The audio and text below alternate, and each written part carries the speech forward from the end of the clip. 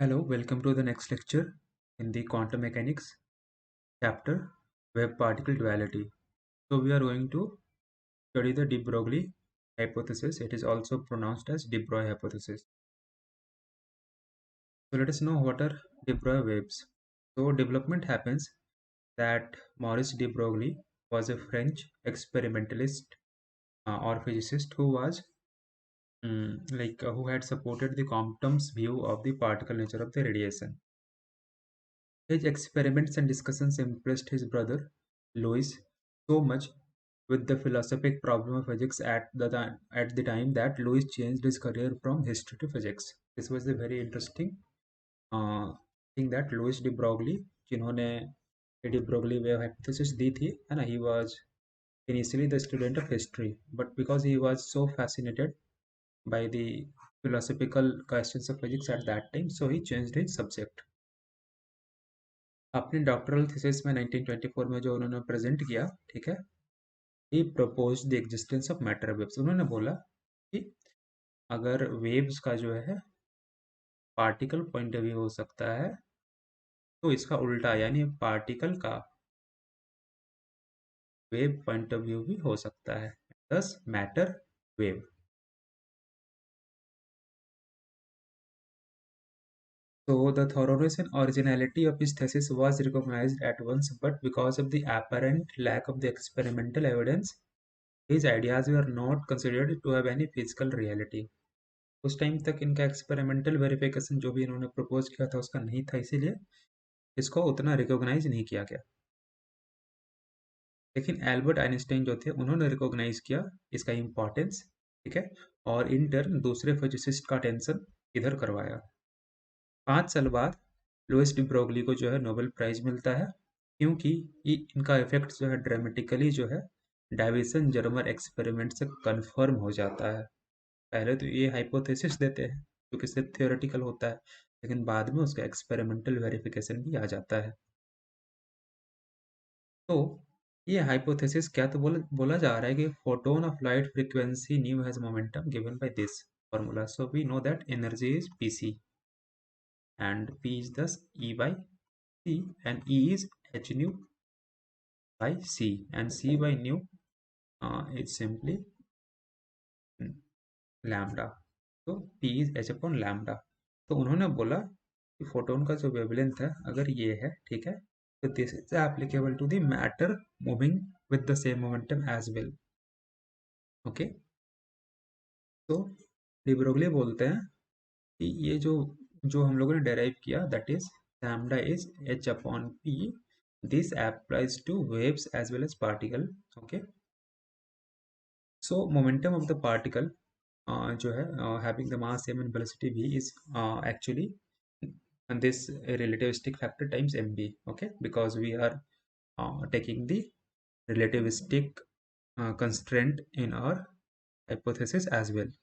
तो उसके बाद उनका जो डी ब्रोगली वेवलेंथ जो आता है वो ये आता है, and we all know this is 1/1 minus b square upon c square whole root. ये रिलेटिविस्टिक फैक्टर इसको बोलते हैं। This is the value. तो as in the case of the EM wave, wave and particle aspect of moving bodies can never be observed at the same time. और किसी भी, जैसे आप EM वेव ले लो या कोई भी पार्टिकल ले लो, तो आपको जब भी आप ऑब्जर्व करेंगे you will be able to observe only one manifestation, not all at the same time, or that is not both manifestation at the same time. We therefore cannot ask which is correct description. Okay, जो आप observe कर रहे हो उस moment के लिए that is the correct description. अब ये डी ब्रोगली हाइपोथेसिस तो ये हो गया कि मैटर वेव के पास वेवलेंथ जो होता है that is h upon p, that is Planck's constant upon momentum. This is the relation. तो ये कन्फर्म कैसे होता है? ये कन्फर्म होता है फ्रॉम डाइविसन जर्मर एक्सपेरिमेंट। तो डाइविसन जर्मर एक्सपेरिमेंट में जो है इलेक्ट्रॉन के स्कैटरिंग वाली प्रॉपर्टीज को स्टडी करने की बात चल रही थी, और यहाँ से इलेक्ट्रॉन जो है ऐसे फायर किया जाता था और ये मटेरियल से रिफ्लेक्ट होकर इधर डिटेक्टर से इसको डिटेक्ट किया जाता था।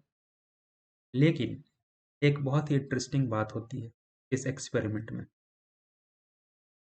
तो सबसे पहले हम लोग जानते हैं डिफ्रैक्शन के बारे में। तो डिफ्रैक्शन एक ऐसा वेव इफेक्ट है जिसका कि पार्टिकल्स के रियलम में कोई भी एनालॉग बिहेवियर नहीं पाया जाता है, नो एनालॉग बिहेवियर।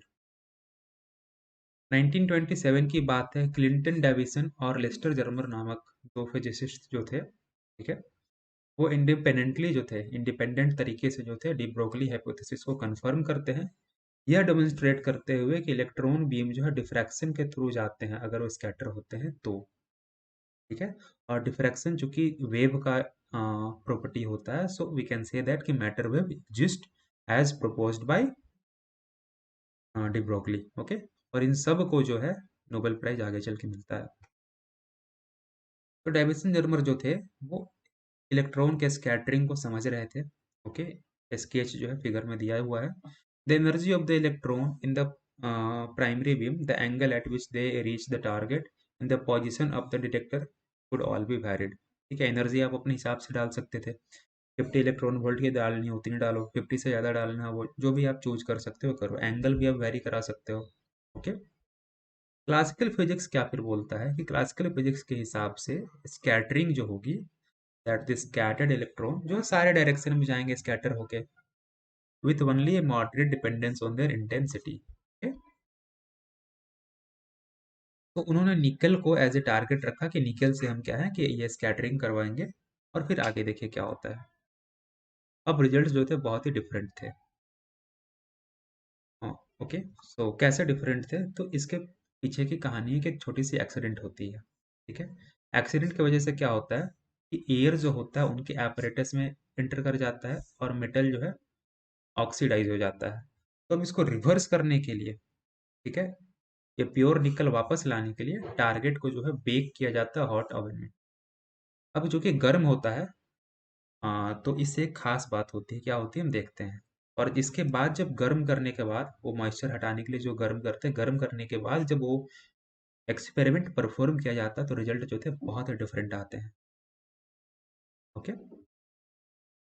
अभी तक कंटिन्यूअस वेरिएशन जो था एक्सपेक्टेड था कि हर तरफ इलेक्ट्रॉन मिलेंगे, लेकिन अब डिटेक्टर जैसे ही वो घुमा घुमा के चेक करते हैं तो किसी एक खास एंगल पे ही जो है एक हाई इंटेंसिटी इलेक्ट्रॉन डिटेक्ट होता है, इलेक्ट्रॉन के स्ट्रीम डिटेक्ट होते हैं और बाकियों पे कम डिटेक्ट होते हैं। मतलब कि एक प्रकार का मैक्सिमा और मिनिमा वाला केस जो है वो आ रहा है।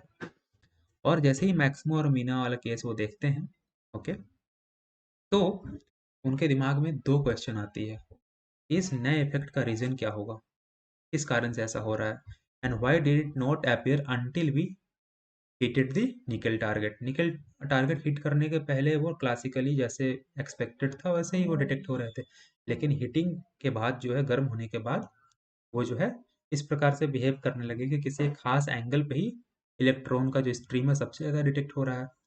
तो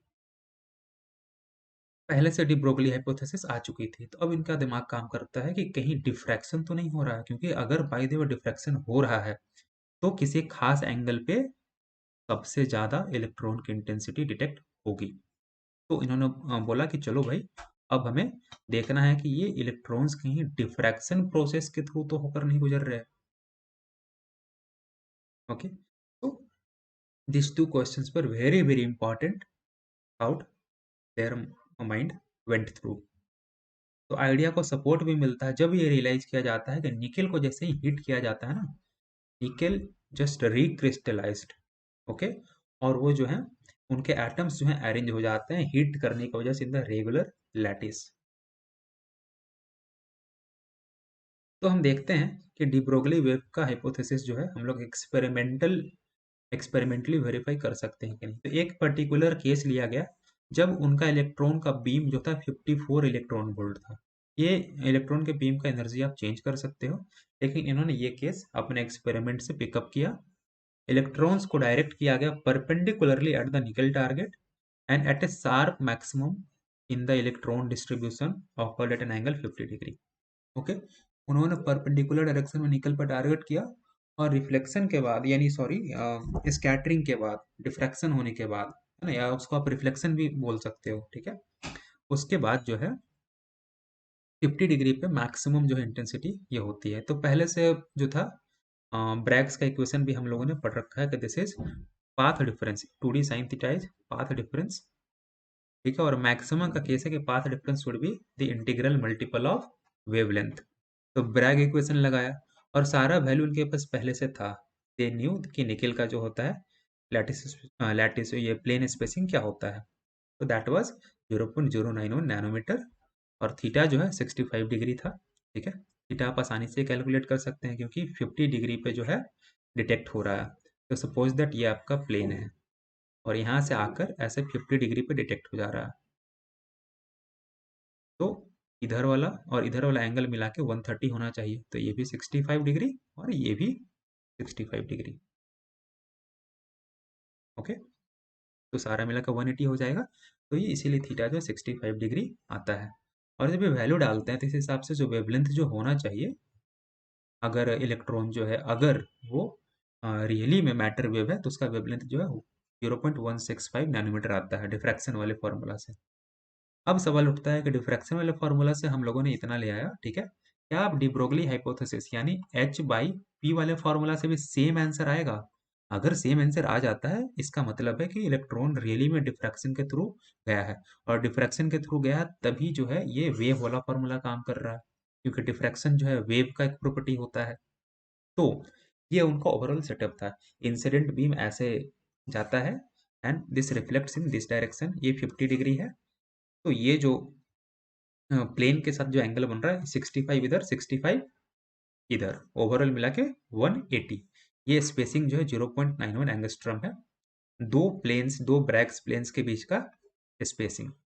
ओके, एंड इन्होंने ऐसे फायर किया था बिल्कुल परपेंडिकुलरली एंड सो ऑन। तो ये सब एक्सपेरिमेंटली पता था क्योंकि ये हमारे कंट्रोल में था। तो वी न्यू कि हम इतने डिग्री पे फायर कर रहे हैं, इतना एनर्जी वाला इलेक्ट्रॉन फायर कर रहे हैं एंड सो ऑन। अब सबको फॉर्मूले में रखने की जरूरत थी। तो हम लोगों ने ब्रैग्स वाले से फॉर्मूला का आंसर जो हमारा आता है लैम्डा बराबर 0.165 nanometre by using this formula 2d sin theta.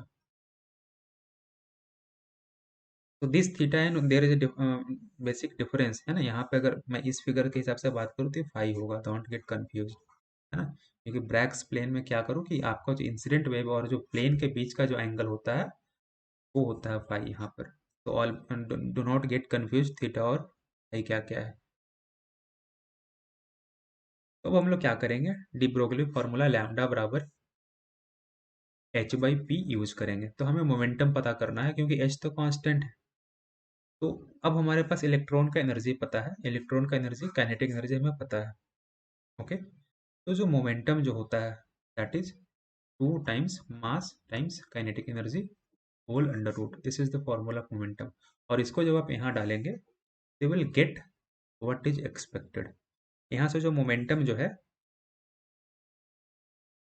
It comes to be this value 4 into 10⁻⁻24 ऐसा यूनिट। अब इसको जैसे ही वो इस वाले वैल्यू में डालते हैं और रिलेटिविस्टिक फैक्टर हम लोगों ने 1 डाल रखा है। क्यों डाल रखा है? क्योंकि वेलोसिटी जो है that is expected to be very very less than c। so it is non-relativistic case, so we can put the relativistic factor to be 1। जैसे ही आप ये पूरा वैल्यू इसमें रखो they will get this value that is very very near to 1.0.165 nanometer. तो ये de Broglie hypothesis से ये वैल्यू आता है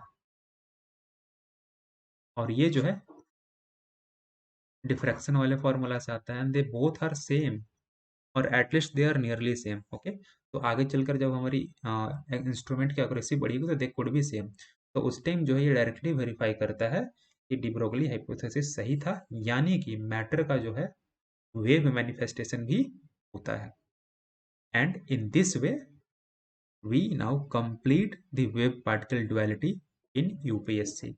अब हमें बस क्वेश्चन सॉल्व करने हैं and let us meet in the next lecture where we would be solving questions. Thank you.